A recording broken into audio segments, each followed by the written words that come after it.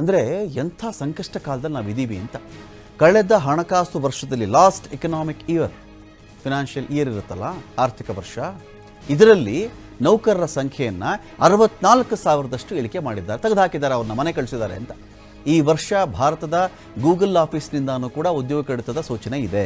ಪ್ರಸಕ್ತ ವರ್ಷದಲ್ಲಿಯೂ ಸಾಫ್ಟ್ವೇರ್ ಎಂಜಿನಿಯರ್ಗಳಿಗೆ ಶುಭ ಸೂಚನೆ ಇಲ್ಲ. ಇನ್ಫೋಸಿಸ್ ಆದಾಯ ಗಳಿಕೆ 1% -3% ಮಾತ್ರ.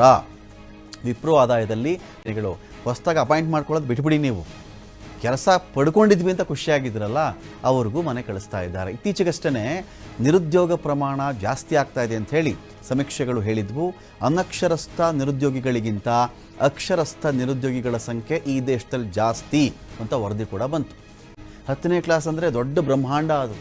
ಅಯ್ಯೋ 10th ಅವನು ಏನಾದರೂ ಆಟಕ್ಕೆ ಹೋಗ್ತಿರ್ತಾನೆ, ಚೆನ್ನಾಗಿ ಒಂದು ಟ್ಯಾಲೆಂಟೆಡ್ ಇರ್ತಾನೆ, ಸಾಕಪ್ಪ 9th ಸಾಕು, ಇನ್ನು ಓದ್ಕೊ ನೀನು, ಶುರು ಎಲ್ಲ ಮಾಡ್ಕೊಂಡು ಆ ಹುಡುಗರು ಒಂದಷ್ಟು ಜನ ಇಂಜಿನಿಯರ್ ಆಗ್ತಾರೆ, ಒಂದಷ್ಟು ಜನ ಡಾಕ್ಟರ್ ಆಗ್ತಾರೆ ಅಂತ ಅಂದುಕೊಳ್ಳೋಣ ಅಲ್ವಾ.